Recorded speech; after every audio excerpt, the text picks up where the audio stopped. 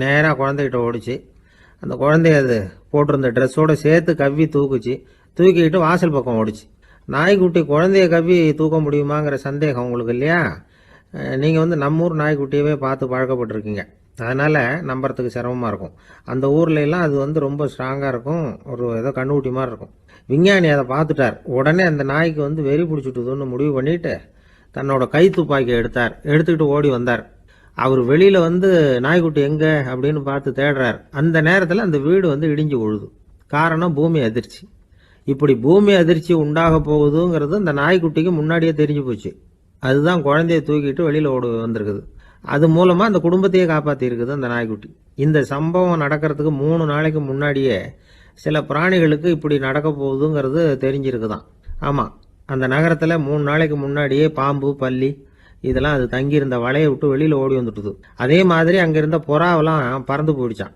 இதே மாதிரி யுகோஸ்லோவியாவில் கூட ஒரு நகரம். அங்கே ஒரு நாள் ராத்திரி ஒரு மிருக காட்சி சாலையில் திடீர்னு ஒரு பெரிய கலவரம், கூச்சல், குழப்பம்.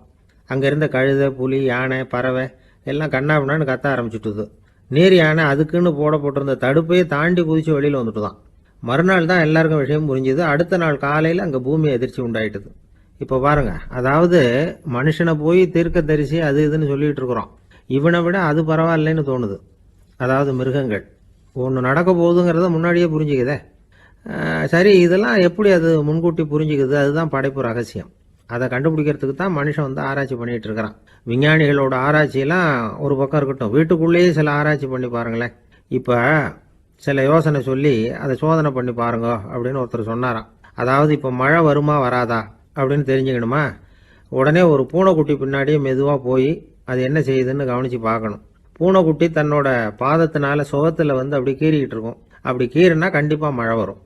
சில சமயம் பூனைக்குட்டி அப்படி மல்லாந்து படுத்துக்கிட்டு பாதத்தை உயர தூக்கும், அப்படியும் புரளும். இப்படி செஞ்சதுன்னா அன்னைக்கும் மழை இருக்காது. அதனால் முன்னாடி இருந்தது மழை வர்றதுக்கு அறிகுறி, இது மழை இல்லைங்கிறதுக்கு அறிகுறி. பறவைகள், பிராணிகள் இதுகளோட நடவடிக்கைகளை பார்த்துட்டு அதையெல்லாம் அடிப்படையாக வச்சு தான் காலநிலையை கண்டுபிடிக்கிற கருவிகளை கண்டுபிடிச்சிருக்கிறாங்க. வாத்து இருக்குல்ல, சில சமயம் தன்னோட அழகை தன்னோட இறகுகளில் அப்படியே புதைச்சிக்கும். அப்படி செஞ்சால் குளிர்காலம் வரப்போகுதுன்னு அர்த்தம். பருவநிலை குளிராக மாறப்போகுதுங்கிறதுக்கு இதுதான் அறிகுறி. சிட்டுக்குருவி இருக்குதுல்ல, அதெல்லாம் புழுதியில் உழுந்து புரளும். சிறகுகளை படபடன்னு அடிச்சுக்கும். அப்படி செஞ்சால் மழை வரப்போகுதுன்னு அர்த்தம். ஒன்று மட்டும் நாம் நல்லா தெரிஞ்சுக்கணும். இயற்கையின் சீற்றம்னு சொல்கிறோம் இல்லையா, இயற்கை ஏன் நம்ம மேலே கோவப்படுது? இயற்கையை நாம் அனுசரித்து போகிறதில்ல, அதனால் கோவப்படுது. காடுகளை அழிக்கப்படாது, விலங்குகளை கொல்லப்படாது, இயற்கை ஏற்படுத்தி வச்சிருக்கிற சமநிலையை கெடுக்கப்படாது. அதை புரிஞ்சுக்கிட்டு வாழ்ந்தோம்னா பூமியும் நடுங்காது, நாமளும் நடுங்க வேண்டிய அவசியம் இருக்காது. ஒருத்தர் இருந்தார், சாராய கடைக்கு போனாராம். நிறைய சாப்பிட்டார். அப்புறம் சொன்னார், இது ரொம்ப அற்புதமான சரக்கு போல இருக்கு. உள்ளே போன உடனே இந்த பூமியே நடுங்கிறது மாதிரி இருக்கு எனக்கு அப்படின்னாராம். இதுக்கு கடைக்காரர் சொல்லியிருக்கார், நீங்கள் சாப்பிட்டது வெறும் பச்சை தண்ணி தாங்க, இப்போ ஏற்பட்டிருக்கிறது நிஜம் பூமி அதிர்ச்சி அப்படின்னாராம். ஒரு கடைக்கு போனேன், 5 ரூபா பணத்தை எடுத்து கொடுத்தேன். ஒரு தினசரி பத்திரிகையை கேட்டேன். அவர் உடனே அங்கே அடுக்கி வச்சிருந்த பத்திரிகையில் ஒன்று எடுத்து என் கையில் கொடுத்தார். வாங்கிக்கிட்டேன். மீதி பணத்தை எடுத்தார். அதையும் என் கையில் கொடுக்கணும்ல, கொடுக்கல. எதிரில் இருந்த பலகையில் வச்சு எடுத்துக்க சொன்னார். எப்பவும் அவர் அப்படி தான் பண்ணுவார். நானும் எடுத்துக்கிட்டு வந்துடுவேன். இவர் ஏன் இப்படி பண்ணுறாருங்கிறது எனக்கு ரொம்ப நாளாக ஒரு சந்தேகம். ஒரு நாள் அவர்கிட்டயே அதை கேட்டுவிட்டேன். ஏங்க, நீங்கள் உங்கள் கடைக்கு பொருள்கள் வாங்குறவங்களுக்கு நீங்கள் பாக்கி சில்லறையை கொடுக்குறப்போ பலகையில் வச்சு விட்றீங்க, கையில் கொடுக்க மாட்டேங்கிறீங்களே, ஏன் அப்படின்னு கேட்டேன். காசை கையில் கொடுத்தா நம்மக்கிட்ட இருக்கிற லட்சுமி போயிடுவா சார் அப்படின்னார். அதாவது பணம் செலவாயிடும் அப்படின்னு அர்த்தமா. இன்னொரு நண்பர், அவர் ஒரு நாள் வழக்கத்துக்கு மாறா ரொம்ப சோகமாக உட்காந்துருக்கிறார். ஏங்க என்னாச்சு, ஏன் இப்படி கப்பலே கவிழ்ந்தது மாதிரி உட்காந்துருக்குறீங்க அப்படின்னு கேட்டேன். கப்பலே கவிழ்ந்திருந்தா கூட நான் இப்படி கவலைப்பட மாட்டேன் சார், வேற ஒன்று நடந்து போச்சுன்னார். என்னன்னு கேட்டேன். என் உச்சந்தலையில் பள்ளி ஒன்று விழுந்துட்டுதுன்னார். அதுக்காகவா இப்படி அப்படின்னு ஆச்சரியப்பட்டேன். ஆமாங்க, பள்ளி உச்சந்தலையில் விழுந்தால் பலன் என்னன்னு பஞ்சாங்கத்தில் பார்த்தேன், மரணம்னு போட்டிருக்கு அப்படின்னு சொல்லிவிட்டு அவர் தொடர்ந்து கவலைப்பட ஆரம்பிச்சிட்டார். இப்படியும் ஒருத்தர், என் கூட வேலை பார்க்குற ஒருத்தர் எப்படி தெரியுமா, தினமும் வலது காலை வச்சு தான் ஆஃபீஸுக்கு உள்ளே நுழைவார். என்னைக்காவது தவறுதலாக இடது காலை வச்சு உள்ளே வந்துட்டார்னா அன்னைக்கு பூரா மனசு சங்கடப்படுவார். எந்த வேலையும் சரியாக ஓடாது. கேரம் போர்டு ஆடுற ஒருத்தர் எப்போ ஆட உட்காந்தாலும் ஸ்ட்ரைக்கரை கை தவறி கீழே விழுற மாதிரி பண்ணி அதுக்கப்புறம் அதை எடுத்துக்கிட்டு ஆட உட்காருவார். ஏன்னா எப்போ ஒரு தடவை நிஜமாவே அது கை தவறி கீழே விழுந்திருக்குது. அன்னைக்கு பிரமாதமாக ஜெயிச்சுட்டார். உடனே ஒரு முடிவுக்கு வந்துட்டார், கை தவறுனா லாபம் அப்படின்னு. அதுக்கப்புறம் அதையே பழக்கமாக்கிக்கிட்டார். பூனை குறுக்க போனால் சகனம் சரியில்லைன்னு நினைக்கிறவங்க உண்டு. ஆனால் ஒருத்தர் எப்படி தெரியுமா, அவர் வெளியில் கிளம்புற சமயம் பக்கத்து வீட்டு ரேடியோவில் மியாவ் மியாவ் பூனை குட்டின்னு பாட்டு சத்தம் கேட்டால் கூட போதும், சகனம் சரியில்லைன்னு பிரயாணத்தை கேன்சல் பண்ணிவிடுவார். இப்போ இவ்வளவும் எதுக்கு சொல்கிறோம்னா, அளவுக்கு மீறின சகுன நம்பிக்கைகள் இருக்கு பாருங்க, இதோட பயமும் சேர்ந்துக்கிட்டதுன்னு வச்சுக்கோங்க, இது ஒருத்தருடைய மனநிலையை பாதிச்சிடும். இது உளவியல் நிபுணர்கள் சொல்கிற கருத்து. வாழ்க்கையே தடுமாற வச்சிரும். பாதுகாப்பு இல்லாத உணர்வு, ஒரு விதமான டிப்ரெஷன் மனநிலை, இதெல்லாம் தான் இதுக்கு காரணமாக அமையலாம். சில பேர் காய்கறி நறுக்க கத்தியை கையில் எடுத்தால் கூட நேரம் சரியாக இருக்கா அப்படின்னு பார்த்துட்டு தான் வேலையை ஆரம்பிக்கிறது வழக்கம். அறிவு தான் மனசுக்கு வாத்தியாராக இருக்கணும், அப்போ தான் வாழ்க்கை நிம்மதியாக இருக்கும்.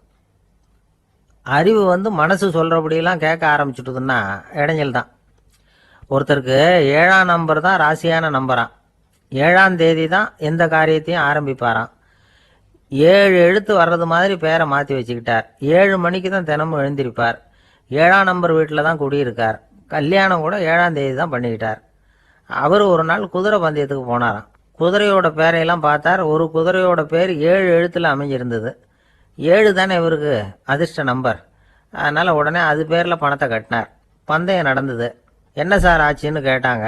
நான் பணம் கட்டின அந்த என்னோட குதிரை 7ஆவதாக சேர்ந்தது சார் அப்படின்னாராம் சோகமா. ஒரு ஊரில் ஒரு ராஜா இருந்தார். அந்த ராஜாவுக்கு ஒரு மந்திரி. ராஜா ரொம்ப நியாயமானவர், நேர்மையானவர், கண்டிப்பானவர். தப்பு செய்கிறது யாராக இருந்தாலும் தண்டனை கொடுப்பார். வேண்டியவங்களுக்கு ஒரு நியாயம், வேண்டாதவங்களுக்கு ஒரு நியாயங்கிறதெல்லாம் அவர்கிட்ட கிடையாது.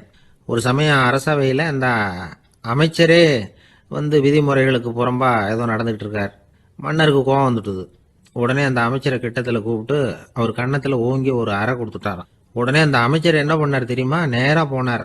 அங்கே நின்றுக்கிட்டு இருந்த இன்னொருத்தர் கன்னத்தில் ஓங்கி அரைஞ்சார். அறை வாங்கினவர் திகைச்சு போயிட்டார். இவர் ஏன் நம்மளை அரைகிறார் அப்படின்னு யோசனை பண்ணார். மன்னரும் திகைச்சு போயிட்டார். நாம இவரை அரைஞ்சா அதுக்காக இவர் போய் இன்னொருத்தரை அரையணுமா அப்படின்னு யோசனை பண்ணார். இவருக்கு என்ன பைத்தியமானு கூட நினைக்க ஆரம்பிச்சுட்டார். ஆனால் என்ன ஆச்சுன்னா, அப்புறம் அமைச்சர் அவர் கவனிச்சுக்கிட்டு இருந்தாரா, அவர் இன்னொருத்தரை அரைஞ்சார் இல்லையா, அந்த அறை வாங்கின ஆசாமியை பார்த்து கத்திக்கிட்டு இருந்தார். யார்? அமைச்சர். ஏன்பா என்கிட்ட அறையை வாங்கிக்கிட்டு இப்படி விவரம் இல்லாமல் நின்றுட்டு இருக்கிறிய, நான் உனக்கு கொடுத்ததை நீ வேற யாருக்கிட்டையாவது கொடுத்துரு அப்படின்னார். உடனே அந்த ஆள் பார்த்தான். தனக்கு அடுத்தபடியாக நின்றுட்டு இருந்தவனை ஓங்கி ஒரு அறை அரைஞ்சான். அவன் கண்ணத்தை தடவிட்டே யோசனை பண்ணான். இது ஏதோ புரிஞ்சுக்கிட்ட மாதிரி அடுத்தாப்புல நின்றுட்டு இருந்தவனை அரைஞ்சான். இப்படி இந்த அறை மாறி மாறி போய்கிட்டே இருக்குது. ஊர் பூரா பிரயாணம் பண்ண ஆரம்பிச்சுட்டுது. அன்னைக்கு ராத்திரி அந்த ராஜா படுக்கிறதுக்காக போனார். அந்த நேரம் பார்த்து அவர் கன்னத்தில் பலார்னு ஒரு அறை விழுந்தது. நம்மளே அரையிறது யாரு அப்படின்னு அதிர்ச்சியோட மன்னர் திரும்பி பார்க்குறாரு. அரைஞ்சது அவரோட மனைவி. என்னாச்சு உனக்குன்னு கத்துனார் ராஜா. உங்களுக்கு தெரியாதா, ஊர் பூரா ஒருத்தர் மாற்றி ஒருத்தர் மூலமாக இந்த அறை பிரயாணம் பண்ணிட்டு வருது அப்படின்னாங்க அந்த அம்மா. அப்படின்னா ஆரம்பித்த இடத்துக்கே வந்துட்டுதா அப்படின்னாராம் மன்னர். என்ன சொல்கிறீங்கன்னு கேட்டிருக்காங்க. இவர் விவரத்தை சொன்னாராம். அப்படின்னா நீங்கள் ஆரம்பித்து வச்ச இந்த விளையாட்டை நான் முடிச்சு வச்சுட்டேன் அப்படின்னாங்களாம் அந்த அம்மா. மறுநாள் காலை மறுபடியும் அரசவை கூடிச்சு. அந்த அமைச்சர் மன்னரை பார்த்து கேட்டார், என்ன மகாராஜா, என்கிட்ட கொடுத்ததை திருப்பி வாங்கிட்டீங்களா அப்படின்னாராம். இப்படி நடக்கும்னு நான் எதிர்பார்க்கவே இல்லைன்னார் மன்னர். ஆனால் நான் எதிர்பார்த்தேன். அது எங்கே போயிட போகுது, ஊர் பூரா சுற்றி கடைசியில் உங்ககிட்ட தான் சேரும் அப்படிங்கிறது எனக்கு தெரியும் அப்படின்னார் அமைச்சர். இந்த கதை வேடிக்கையாக இருந்தால் கூட இதில் உள்ள கருத்து முக்கியமானது. இந்த உலகத்தில் பல கருத்துக்கள் இப்படி தான் மாறி மாறி சுற்றி வந்துக்கிட்டே இருக்குது. நம்மளும் ஒருத்தன் தன்னுடைய நண்பன் ஒருத்தனை கடத்தெருவில் பார்த்தான். உடனே ஓடி போய் பலார்னு ஒரு அறை கொடுத்தானா. அவன் கண்ணத்தை தடவிட்டு ஏன்டா என்ன அரைஞ்சேன்னு கேட்டிருக்கான். நீ ஏன்டா என்ன முட்டாள்னு என் மனைவிட்ட போய் சொன்னேன் அப்படின்ட்டுருக்கான் அவன். உன்னை ஒரு முட்டாள்னு சொன்னதுக்காகவா நீ என்ன அரைஞ்ச அப்படின்னு கேட்டிருக்கான் இவன். டேய், நான் அதுக்காக அறையலப்பா, அது ஒரு பெரிய ரகசியம் நான் முட்டாளுங்கிறது. அந்த ரகசியத்தை நீ ஏன் எங்கள் வீட்டில் போய் சொன்னேன், அதுக்காக தான் அரைஞ்சேன் அப்படின்னு நான். இந்த உலகத்தில் நாம் நல்லபடியாக இருக்கணும்னா அதுக்கு முக்கியமாக தேவைப்படுறது 2. ஒன்று செல்வம், இன்னொன்று அறிவு.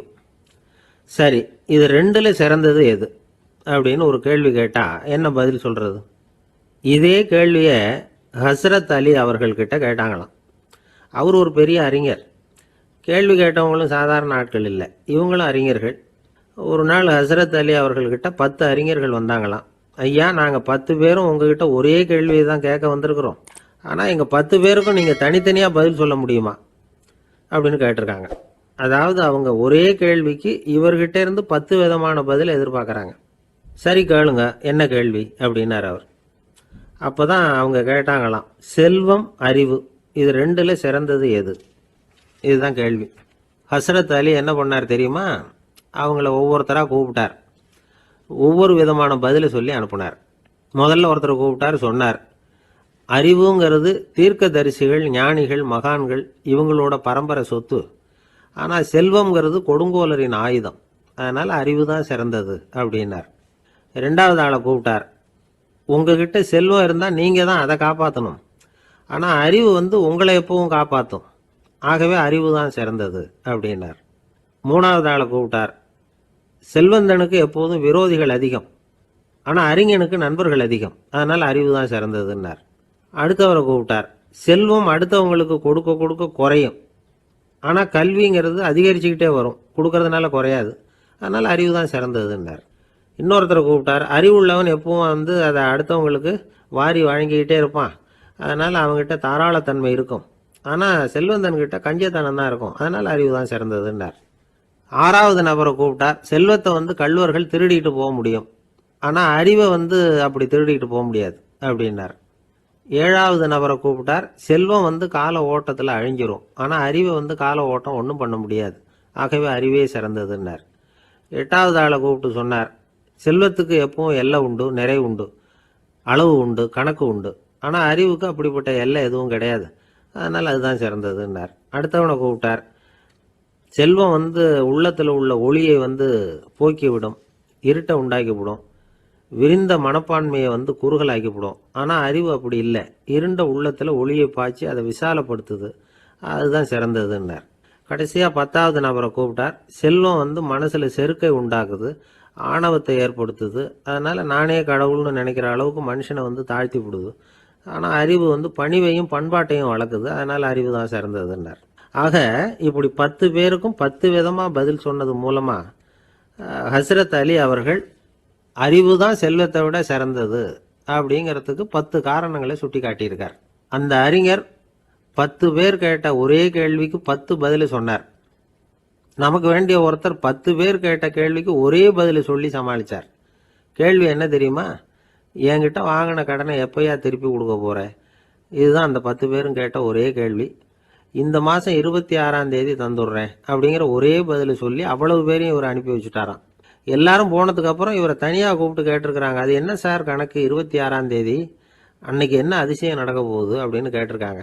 அதிசயம் அன்னைக்கு இல்லை, அதுக்கு முத நாளே நடக்க போகுதுன்னாராம். விவரமாக சொல்லுங்கன்னு இருக்காங்க. வேற ஒன்றும் இல்லைங்க, 26ஆம் தேதி தானே எல்லாரையும் வர சொல்லியிருக்கிறேன், அதுக்கு முத நாளே நான் புறப்பட்டு தலைமறைவாயிட போகிறேன் அப்படின்னாராம் ரொம்ப பெருமையாக. ஒரு ஊரில் ஒரு ராஜா இருந்தார். அவர் ஒரு பூனை வளர்த்தார். ரொம்ப செல்லமாக அவர் அந்த பூனையை வளர்த்தார். அவர் என்ன பண்ணுவார் தெரியுமா? இரவு நேரத்தில் அந்த பூனையோட தலையில் ஒரு விளக்க வச்சிருவார். அந்த பூனை ரொம்ப ஜாக்கிரதையாக அந்த விளக்கு கீழே விழுந்துடாமல் பார்த்துக்கும். தலையை ஆட்டாமல் ரொம்ப நிதானமாக ராஜா பின்னாடி நடந்து போய்கிட்டே இருக்கும். அந்த விளக்கு வெளிச்சத்தில் எல்லா வேலைகளையும் செஞ்சிருவார். கையில் ஒரு விளக்கை தனியாக எடுத்துகிட்டு போக வேண்டிய அவசியமே இல்லை. விளக்கை தூக்கிட்டு போகிற வேலையை அந்த பூனை பார்த்துக்கும். அதனால் ராஜாவுக்கு அந்த பூனை மேலே ரொம்ப பிரியம். மந்திரிகளையெல்லாம் கூப்பிட்டு அவங்ககிட்ட சொல்லுவார், பார்த்தீங்களா இந்த பூனை எவ்வளவு விசுவாசமாக நடக்குது, என் பேரில் எவ்வளவு மரியாதை பார்த்தீங்களா அதுக்கு அப்படிம்பார். இதை கேட்டுவிட்டு அங்கிருந்த அமைச்சர்களில் ஒருத்தர் சொன்னார், மன்னா நீங்கள் சொல்கிறது சரிதான், இருந்தாலும் இந்த பூனையோட விசுவாசத்தை நாம் கொஞ்சம் சோதித்து பார்க்க வேண்டியிருக்கு அப்படின்னாராம். சரி, உங்கள் ஆசையை ஏன் கெடுக்கணும், நல்லா சோதிச்சு பாருங்க அப்படின்னு சொல்லிவிட்டார் ராஜா. உடனே அந்த அமைச்சர் என்ன பண்ணார் தெரியுமா? எங்கேயோ புறப்பட்டு போனார். ஒரு 5-6 எலிகளை பிடிச்சிட்டு வந்தார். அரண்மனையில் ராஜா ஏதோ வேலை பார்த்துக்கிட்டு இருக்கிறாரு. பக்கத்தில் அந்த பூனை ரொம்ப பணிவாக நின்றுக்கிட்டு இருக்குது. அது தலையில் விளக்கு எரிஞ்சிக்கிட்டு இருக்கு. அமைச்சர் தான் பிடிச்சிட்டு வந்த எலிகளை அந்த பூனை பார்வையில் படுறது மாதிரி எதிரில் விட்டார். அந்த எலிகள்லாம் அங்கேயும் இங்கேயும் ஓட ஆரம்பிச்சுது. அதை பார்த்தது பூனை. அவ்வளவுதான். தலையில் இருக்கிற விளக்கை பற்றியும் கவலைப்படலை, ராஜாவை பற்றியும் கவலைப்படல. ஒரே பாய்ச்சலாக பாஞ்சு எலிகளை துரத்த ஆரம்பிச்சுட்டுது. தலையில் இருந்த விளக்கு எங்கேயோ போய் விழுந்தது, அணைஞ்சு போச்சு. இருட்டில் ராஜா தடுமாற ஆரம்பிச்சுட்டார். இந்த சமயத்தில் அந்த அமைச்சர் மறுபடியும் விளக்கை ஏற்றினார். வெளிச்சம் வந்தது. அதுக்கப்புறம் அந்த அமைச்சர் பேசினார், அரசே, பூனையோட விசுவாசத்தை பார்த்தீங்களா? எலி அது கண்ணில் படுற வரைக்கும் தான் விசுவாசமாக இருந்தது. அது மாதிரி எலியை பார்த்ததும் எல்லாத்தையும் விட்டுட்டு அதை துரத்த ஆரம்பிச்சுட்டு பார்த்தீங்களா? தான் அந்த பூனையை பற்றி நினச்சது தப்புங்கிறது அதுக்கப்புறம் தான் அந்த ராஜாவுக்கு புரிஞ்சுதான். சரி, இப்போ எதுக்கு இந்த கதையெல்லாம் அப்படிங்கிறீங்களா? இந்த பூனை மாதிரி தான் நம்ம மனசும். மனசை எவ்வளவு தான் பயிற்சி கொடுத்து பக்குவமாக வச்சுருந்தாலும் பார்க்கறதுக்கு பரமசாது மாதிரி தான் இருக்கும். பார்க்க வேண்டியதை பார்த்துட்டுதுன்னா பாஞ்சிரும். இந்த பூனை மாதிரி புலன் இன்ப பொருள்கள் கிட்டாத வரைக்கும் மனம் அடங்கி இருக்கிறது மாதிரி தான் தெரியும். கொஞ்சம் வாய்ப்பு கிடைச்சாலும் அது குதிக்க ஆரம்பிச்சிடும், தப்பு பண்ண ஆரம்பிச்சிடும். பெரிய பெரிய முனிவர்கள் வாழ்க்கையில் நடந்த வீழ்ச்சி இதை தான் நிரூபிக்குது. புலன்களின் ஆற்றல் அதிகம், அதனால மனக்கட்டுப்பாடு பயிற்சிகளில் ரொம்ப எச்சரிக்கையாக இருக்கணுங்கிறார் சுவாமி சிவானந்தர். மது பழக்கத்தையே விட்டுவிட்டேன்னு உறுதியாக இருப்பான். கடை கண்ணில் பட்டுவிட்டதுன்னா கால் அவனை கேட்காமலே இழுத்துக்கிட்டு உள்ளே போயிடும். இதுதான் மனசுங்கிறது. அதுதான் அந்த ராஜா வளர்த்த பூனை. நம்மால் ஒருத்தன் அந்த ராஜா பூனை தலையில் விளக்க வச்சது மாதிரி இவன் தன்னுடைய தலையிலேயே ஒரு விளக்கை ஏற்றி வச்சுக்கிட்டு என்னத்தையோ தேட ஆரம்பித்தான். தேடிட்டு இருக்கிறான். தலையை ஆட்டாமல் நிதானமாக நடந்து ரொம்ப நேரமாக தேடிட்டு இருக்கிறான். அந்த சமயம் அங்கே வந்த ஒருத்தர் என்னத்தை தேடுறீங்கன்னு கேட்டார். அதுதான் மறந்து போச்சு அப்படின்னு இழுத்தான். சரி, கொஞ்சம் இப்படி உட்காருங்க, ஞாபகம் வந்ததும் தேட ஆரம்பிக்கலாம் அப்படின்னார் அவர். இவன் கொஞ்ச நேரம் உட்காந்து யோசித்தான். அப்புறம் திடீர்னு எழுந்திரிச்சான். ஞாபகம் வந்துட்டுதுன்னா. என்னன்னு கேட்டார். எங்கள் வீட்டில் இருந்த விளக்கை எங்கே வச்சேன்னு தெரியல, அதை தான் தேடிட்டு இருக்கிறேன், ஏற்றி வைக்கலாம்னு பார்க்குறேன் அப்படின்னா. ஒரு ராஜா இருந்தார். நாடு பூராவும் நிறைய மரங்களை நட்டு வளர்க்கணுங்கிறது அவரோட ஆசை. தானே அதுக்கு முன்மாதிரியாக இருக்கணும்னு நினைச்சார். அரண்மனையை சுற்றி மரங்களை நட்டு வளர்த்தார். இதை பார்த்துட்டு ஜனங்களும் அவங்கவுங்க வீட்டை சுற்றி மரக்கன்றுகளை நட்டு வளர்த்தாங்க. கொஞ்ச காலத்தில் ஊர் பூரா பசுமையாக மாறிச்சு. எல்லாருக்கும் சந்தோஷமாக இருந்தது. இது ஒரு பக்கம் இருக்கட்டும். இப்போ நான் சொல்ல போகிற கதை வேற. அதாவது அந்த ராஜா ஒரு நாள் தன்னுடைய அரண்மனையை சுற்றி இருக்கிற விதவிதமான மரங்களை எல்லாம் போய் பார்த்தார். எப்படி இருக்கிறீங்க அப்படின்னு ஒவ்வொரு மரத்துக்கிட்டையும் விசாரிச்சாராம். எந்த மரமும் சந்தோஷமாக இருக்கிறதா தெரியல. அதுக்கும் மனசில் ஒரு குறை. முதல்ல ஆலமரத்துக்கிட்ட போனார். அது சொல்லிச்சு, மண்ணா, நான் நல்லா பெருசாக வளர்ந்துருக்கிறேன், அடர்த்தியாக இருக்கிறேன், கிளையெல்லாம் 4 பக்கமும் நல்லா படர்ந்து தான் இருக்குது, இருந்தாலும் எந்த பிரயோஜனமும் இருக்கிறதா தெரியல எனக்கு. என்னுடைய பழம்லாம் ரொம்ப சின்னதாக இருக்குது, என் கண்ணுக்கு சரியாக புறப்பட மாட்டேங்குது. நான் இருக்கிற சைஸுக்கு என்னுடைய கிளையில் இருக்கிற பழம்லாம் எவ்வளவு பெருசாக இருக்கணும், அது இத்தினூண்டு இருக்கிறது எனக்கு பெரிய அவமானமாக இருக்குது. இப்படி இங்கே நின்றுக்கிட்டு இருக்கிறதே ரொம்ப கூச்சமாக இருக்குது. ஒரு நல்ல புயல் வந்ததுன்னா பேசாமல் சாஞ்சு விடலாமான்னு பார்க்குறேன் அப்படின்னு புலம்புது ஆலமரம். சரி, இருக்கட்டும்னு நினச்சிக்கிட்டு ராஜா அடுத்தபடியாக ஒரு அத்தி மரத்துக்கிட்ட போனார். அதுவும் புலம்ப ஆரம்பிச்சிட்டுது. நான் கூட பெரிய மரம் தான், இல்லை இலையெல்லாம் அழகாக தான் இருக்குது, பழம் அழகாக இருக்குது, இருந்தாலும் உள்ள விஷயம் இல்லையே, அத்தி பழத்தை புட்டு பார்த்தா அத்தனையும் சொத்தை அப்படின்னு பழமொழியே உண்டாயிட்டுதே. இப்படி ஒரு கெட்ட பேரோட நான் இருக்கணுமா அப்படின்னு புலம்புது அது. சரி, இது இருக்கட்டும் அப்படின்னு சொல்லி அடுத்தபடியாக வேப்ப மரத்துக்கிட்ட போனார். அது தன்னுடைய வேதனையை வெளியிட்டது. எனக்கு எவ்வளவோ மருத்துவ குணங்கள்லாம் இருக்கிறதா சொல்லிக்கிறாங்க, இருந்தாலும் என்ன பிரயோஜனம், என்னுடைய பழத்தை மனிதர்கள் யாரும் விரும்பி சாப்பிட்றது இல்லையே அப்படின்னுது. ராஜா அடுத்தாப்புல இருந்து ஒரு பனை மரத்துக்கிட்ட போனார். நான் நல்லா உயரமாக தான் வளர்ந்துருக்கிறேன், மற்ற மரங்கள்லாம் என்னை அண்ணாந்து தான் பார்க்கணும், இருந்தாலும் என்கிட்ட நிழலுக்காக யாரும் ஒதுங்கிறது இல்லையே அப்படின்னுது. என்ன இது, எல்லா மரமும் இப்படி திருப்தி இல்லாமல் இருந்துகிட்டு இருக்குதே அப்படின்னு நினச்சிக்கிட்டே ராஜா அடுத்தபடியாக அங்கே இருந்த ஒரு பைன் மரத்துக்கிட்ட போனார். அழகாக உயரமாக பசுமையாக தான் இருந்தது, ஆனால் பழமோ பூவோ கிடையாது. அதை நினச்சி அது வருத்தப்பட்டுக்கிட்டு இருக்குது. ஓக் மரம் அது ஒன்று நின்றுட்டு இருந்தது. அது என்ன சொல்லிச்சுன்னா, இலையுதிர் காலத்தில் என் மேலே இருக்கிற எல்லா இலைகளும் உதிர்ந்து போடுது, முடி கொட்டின மனிதர்கள் மாதிரி மொட்டையாக நான் நிற்க வேண்டி இருக்குது, என்ன வாழ்க்கை இது அப்படின்னு சொல்லி அழுத்துக்கிட்டது. சரி, புளிய மரம் என்ன சொல்லுது பார்ப்போம்னு அதுகிட்ட போனால், என்னுடைய நிழலில் யாருமே தங்க மாட்டாங்க, உடம்புக்கு சூடுன்னு ஒதுங்கி போயிடுவாங்க, அடிமரத்தை பார்த்தீங்கன்னா பட்டையெல்லாம் உறிஞ்சி பார்க்கறதுக்கே கேவலமாக இருப்பேன் அப்படின்னுது அது. முருங்கை மரம் என்ன சொல்லிச்சு தெரியுமா, என்னுடைய இலை காயெல்லாம் சாப்பிட்றவங்களுக்கு சத்து கொடுக்கறது வாசவம் தான், ஆனால் என் உடம்புல சத்தே கிடையாது, கொஞ்சம் வேகமாக காற்று அடிச்சதுன்னா முறிஞ்சி விழுந்துடுறேன், என்ன வாழ்க்கை இது அப்படின்னு சொல்லி அது வருத்தப்பட்டது. ராஜா யோசனை பண்ணார், என்ன இது, மரங்கள் பூமியின் வரங்கள்னு சொல்கிறோம், மழை பெய்யறதுக்கு அதுதான் காரணம், பூமி செழிப்பாக இருக்கிறதுக்கும் அதுதான் காரணம், வீடு கட்டுறதுக்கு மரம், நாற்காலி செய்ய உபயோகப்படுத்துறதுக்கும் அதுதான் உபயோகப்படுது, மனுஷனுக்கு வேண்டிய ஆகாரங்களையும் கொடுக்குது, இப்படிலாம் இருந்தும் எல்லா மரமும் நிம்மதி இல்லாமல் இருந்துகிட்டு இருக்குதே அப்படின்னு நினைச்சார். அப்போ அங்கே இருந்த ஒரு மகிழ மரம் அவர் கண்ணில் பட்டுது. அந்த மரம் மட்டும் கொஞ்சம் நிம்மதியாக மகிழ்ச்சியாக இருக்கிறது மாதிரி தெரிஞ்சுது. உடனே ராஜா அதுகிட்ட போனார். உனக்கு மனசில் எதுவும் குறை இல்லையான்னு கேட்டார். இல்லை, நான் சந்தோஷமாக தான் இருக்கேன்னு அந்த மகிழ மரம். அப்படியான்னு ஆச்சரியமாக கேட்டார் ராஜா. ஆமாம் மன்னா, இந்த இடத்துல நீங்கள் ஒரு முருங்கை மரத்தையோ வேப்ப மரத்தையோ கூட நட்டிருக்கலாம், ஆனால் இந்த இடத்துல நடுறதுக்கு என்ன தேர்ந்தெடுத்திருக்கிறீங்க, அதுவே எனக்கு பெருமை, அதுவே எனக்கு திருப்தி அப்படின்னு தான் மகிழ மரம். மகிழ மரம் சாதாரணமாக தான் இருக்கும், இளம் மஞ்சள் நிறத்தில் பூக்கள், அது காய்ந்தும் மனம் வீசும். மகிழ மரம் மாதிரி மன திருப்தியோடு வாழறதுக்கு நாம் கற்றுக்கணுமா. நாம் இந்த உலகத்தில் ஒரு நாயாவோ நரியாவோ கூட பிறந்திருக்கலாம், மனுஷனாக பிறந்திருக்கிறோம், அதுவே பெருமை தானே. இந்த நிறைவு தான் மகிழ்ச்சியின் ரகசியம். ஒரு பையன் அப்பா கிட்ட போய், அப்பா நீங்கள் இந்த உலகத்தில் ஒரு மனுஷனாக பிறந்தது என்னோட அதிர்ஷ்டம் நானா.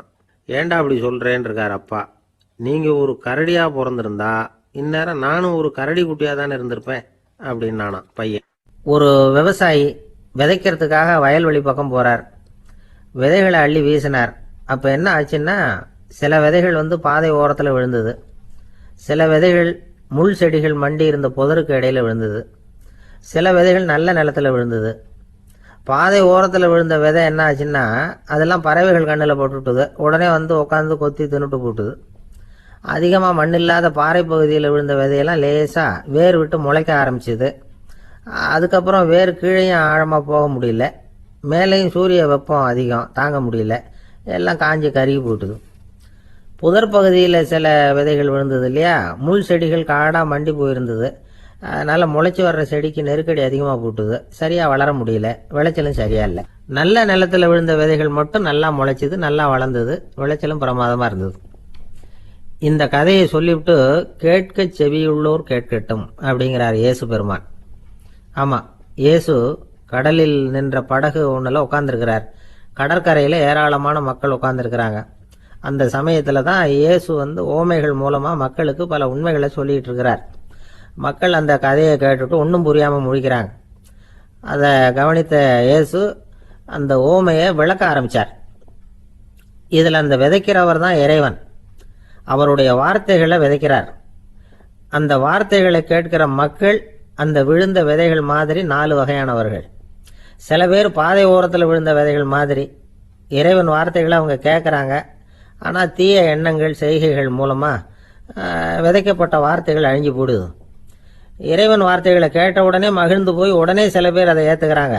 இவங்கெல்லாம் அந்த பாறை பகுதியில் விழுந்த விதைகள் மாதிரி. அதனால் இவங்கெல்லாம் வேறு இல்லாதவங்க, கொஞ்ச காலத்துக்கு இறை வார்த்தைகளுக்கு கீழ்ப்படிந்து நடப்பாங்க. அதனால் ஏதாவது இடைஞ்சல் ஏற்பட்டால் உடனே தடுமாறுவாங்க, தங்கள்கிட்ட இருக்கிற நல்ல பண்புகளை விட்டுட்டு பாவ வழிகளுக்கு போயிடுவாங்க. முள் செடிகளுக்கு இடையில விழுந்த விதைகள் மாதிரி உள்ளவங்க யாருன்னா, இவங்களுக்கு உலக கவலை உண்டு, செல்வத்தின் மீது மயக்கம் உடையவர்கள். உலக ஆசைகள் இவங்களுக்குள்ள பூந்துடுறதுனால அங்கே இருக்கிற நல்ல பண்புகள் மறைஞ்சு போயிடுது. அதனால் அவங்களும் உபயோகம் இல்லாதவங்களா ஆயிடுறாங்க. நல்ல மனிதர்கள் நல்ல நிலத்தில் விழுந்த விதைகளுக்கு ஒப்பானவர்கள். இவங்க இறை வார்த்தையை கேட்குறாங்க, அதை ஏற்றுக்கிறாங்க, அவங்களும் நல்லபடியாக வாழுறாங்க, அடுத்தவங்களுக்கும் உபயோகமாக இருப்பாங்க. இதுதான் இயேசு சொன்ன விளக்கம். நல்ல வார்த்தைகளை கேளுங்கள், நல்ல வார்த்தைகளை ஏற்றுக்கொள்ளுங்கள், அடுத்தவங்களுக்கு உபயோகமாக இருங்க. இதுதான் பெரியவங்கள்லாம் நமக்கு சொல்லுகிற உபதேசம். ஒரு அப்பா தன்னுடைய மகனுக்கு உபதேசம் பண்ணார். இதை பாருப்பா, நல்ல வார்த்தைகளை கேட்கணும், எப்போதுமே மகன் அப்பா பேச்சை கேட்கறது நல்லது அப்படின்னாராம். நீ ஏதாவது ஒரு தப்பு பண்ணால் என் தலையில் ஒரு முடி நரைச்சி வெள்ளையா போடும்பா, நீ செய்கிற ஒவ்வொரு தப்புக்கும் என் தலையில் ஒவ்வொரு முடி வெள்ளையாயிடும் அப்படின்னாராம். பையன் யோசிச்சான், அப்பா இப்போதான் எனக்கு புரியுது, தாத்தாவோட தலைமுடி பூராவும் வெள்ளையா இருக்கிறதுக்கு என்ன காரணம்ங்கிறது எனக்கு இப்போதான் புரியுது அப்படின்னா. ஜவஹர்லால் நேரு பிரதமராக இருந்த சமயம் அவர் ஒரு தடவை சென்னைக்கு வந்திருக்கிறார். இங்கே சில முக்கிய நிகழ்ச்சிகளில் கலந்துக்கிறதுக்காக வந்திருந்தார். ஆளுநர் மாளிகையில் ஒரு நாள் ராத்திரி தங்கி மறுநாள் புதுடெல்லி புறப்படுறதாக ஏற்பாடு. நிகழ்ச்சியிலெல்லாம் முடிச்சுக்கிட்டு ஆளுநர் மாளிகையில் தங்கி இருக்கிறார். அன்றைக்கு இரவு படிக்கிறதுக்கு ஒரு முக்கியமான புத்தகம் அவருக்கு தேவைப்பட்டது. அந்த சமயத்தில் உலக அளவில் ஒரு முக்கியமான பொருளாதாரம் சம்பந்தமான ஒரு புத்தகம் வெளியாகி இருக்கிற விஷயம் அவருக்கு தெரியும். அந்த புத்தகம் மெட்ராஸுக்கு வந்திருக்குமா, அது இங்கே கிடைக்குமா அப்படின்னு விசாரிச்சிருக்கிறார் நேருஜி. அவர் இப்படி கேட்ட உடனே அங்கே இருந்தவங்கெல்லாம் ரொம்ப பரபரப்பாக செயல்பட ஆரம்பிச்சுட்டாங்க. முக்கியமான இடங்கள்ல எல்லாம் விசாரிச்சிருக்கிறாங்க, அந்த புத்தகம் உங்ககிட்ட இருக்கான்னு. சென்னையில் உள்ள கன்னிமாரா நூல் நிலையத்துக்கு எப்படியும் அந்த புத்தகம் வந்திருக்கணும் அப்படின்னு ஒரு நம்பிக்கை. அங்கே விசாரித்தாங்க. அந்த புத்தகம் 2 நாளைக்கு முன்னாடி தான் அங்கே வந்திருக்குது அப்படிங்கிற விஷயம் தெரிஞ்சுது. உடனே எல்லாரும் அங்கே ஓடினாங்க. அவங்களுக்கு இன்னொரு சந்தேகம், புத்தகம் வந்திருக்கு சரி, அது இந்த சமயத்தில் வேற யாரும் படிக்கிறதுக்கு எடுத்துகிட்டு போயிருக்கக்கூடாதே, அப்படிங்கிற சந்தேகம் இருந்தாலும் மனசுக்குள்ள ஒரு தைரியம். இப்படி ஒரு புத்தகம் வெளிவந்திருக்கிற விஷயமே நேருஜி சொல்லி தான் நமக்கே தெரியும். அதுவும் இல்லாமல் உலக பொருளாதாரம் சம்பந்தமான ஏதோ ஒரு புத்தகம் அது. அதை போய் இந்த நேரத்தில் அவ்வளவு ஆர்வமாக யார் எடுத்துகிட்டு போயிட போகிறாங்க அப்படிங்கிற தைரியம். இந்த தைரியத்தோடு அந்த நூல் நிலையத்துக்கு ஓடினாங்க. புத்தகத்தை தேடினா அது கிடைக்கல. யாரோ எடுத்துகிட்டு போயிருக்கிறாங்க. நேருவுக்கு மட்டுமே தெரிஞ்சிருந்த அந்த புத்தகம் பற்றின விஷயம் சென்னையில் வேற ஒருத்தருக்கும் தெரிஞ்சிருக்குது. உடனே எல்லாரும் பரபரப்பாக அந்த அதுக்குன்னு இருக்கிற ரிஜிஸ்டர் இருக்குல்ல, பதிவேடு, அதை புரட்டி பார்க்குறாங்க யார் எடுத்துகிட்டு போகிறாங்கன்னு தெரிஞ்சுக்கிறதுக்காக. எடுத்துகிட்டு போனவங்க அதில் கையெழுத்து போட்டிருப்பாங்கல்ல, அதை பார்த்து யாருன்னு தெரிஞ்சுக்கலாம் அப்படிங்கிறதுக்காக தான் அதை புரட்டுறாங்க. அதோ அந்த புத்தகத்தோட பேர் பக்கத்தில் அதை எடுத்துக்கிட்டு போனவங்க கையெழுத்து உத்து பார்க்குறாங்க எல்லாரும். அதில் போட்டிருக்குது பேர் CN அண்ணாதுரை அப்படின்னு எழுதியிருந்தது. அவர் தான் பேரறிஞர் அண்ணா. நேரு படிக்க விரும்பின ஒரு புத்தகத்தை அதே நேரம் படிக்க விரும்பின இன்னொரு தலைவர் இவர். படிக்கிறதுல அவருக்கு இருந்த ஆர்வத்தை நாம் தெரிஞ்சுக்கணும்னா அதுக்கு எவ்வளவோ சம்பவங்கள் இருக்குது. கடைசி காலத்தில் அவர் அடையாறு மருத்துவமனையில் படுத்திருக்கிறார். அவருக்கு ஒரு முக்கியமான அறுவை சிகிச்சை செய்ய வேண்டியிருக்குது அவசரமாக. அமெரிக்காவிலேருந்து டாக்டர் மில்லர் வந்திருக்கிறார். அவர்கிட்ட கேட்குறார், டாக்டர் நாளைக்கே அறுவை சிகிச்சை செய்ய போகிறீங்களா அப்படின்னு. ஆமாங்கிறார் டாக்டர் மில்லர். நாளைக்கு மறுநாள் செஞ்சுக்கிறேனே அப்படின்னாரான் அண்ணா. ஏன் ஏதாவது நாள் பார்க்குறீங்களான்னு கேட்டிருக்கார். இல்லை, ஒரு புத்தகத்தை படிச்சுக்கிட்டு இருக்கிறேன், அதை நாளைக்குள்ளே முடிச்சிருவேன், அதுக்கப்புறம் நான் இறந்தாலும் கவலை இல்லை அப்படின்னாரான் இவர். அவர் தான் அறிஞர் அண்ணா. சங்ககால நூல்கள்லேருந்து சமீபத்தில் வந்த நூல்கள் வரைக்கும் எல்லாம் அவர் படிச்சிருக்கிறார். ஒரு திருமண விழாவில் அவர் பேசும்பொழுது சொன்ன விஷயம் இது. சங்க காலத்தில் காதலியை மணக்க விரும்புகிறவனுக்கு அவனுடைய தந்தை வீர சோதனைகள்லாம் வைப்பார். போய் புலிப்பல்லு கொண்டுக்கிட்டு வா, அப்போ தான் என் பொண்ணை கொடுப்பேன் அப்படின்னு சொல்லுவார். காதலன் உடனே காட்டுக்கு போவான், ஒரு புலியை கொன்று அதனுடைய பல்லை கொண்டுகிட்டு வருவான். அதை வீர பதக்கத்தில் பதிச்சு அவனுக்கு மாமனார் சூட்டுவார் கல்யாண சமயத்தில். இப்போலாம் காதலன் கிட்ட அப்படி சொல்ல முடியாது. இப்போலாம் காதலன் கிட்ட காட்டுக்கு போய் புலிப்பல் கொண்டுகிட்டு வான்னு யாராவது சொன்னால் புலி தான் மாப்பிள்ளையாக வந்து சேரும் அப்படின்னா.